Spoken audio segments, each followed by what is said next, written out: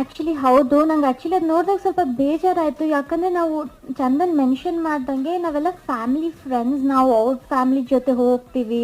ನಾವು ಈವನ್ ನಾವೇನಾದರೂ ಫಂಕ್ಷನ್ ಇದ್ದಾಗ ನಮ್ಮನ್ನ ಅಷ್ಟೇ ಅಲ್ಲ, ಅವ್ರು ಎಲ್ಲರನ್ನೂ ಸೇರಿಸಿ ಫ್ಯಾಮಿಲಿ ಫಂಕ್ಷನ್ಸ್ ಎಲ್ಲ ಮಾಡ್ತಾರೆ.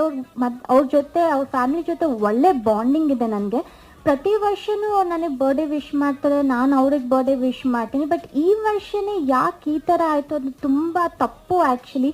ಅವ್ರಿಗೂ ಆದಂಥ ಒಂದು ಫ್ಯಾಮಿಲಿ ಇರುತ್ತೆ, ಮಕ್ಕಳಿರುತ್ತೆ, ಆ ಸೆಂಟಿಮೆಂಟ್ಸ್ ಜೊತೆ ಪ್ಲೀಸ್ ಹರ್ಟ್ ಮಾಡಬೇಡಿ.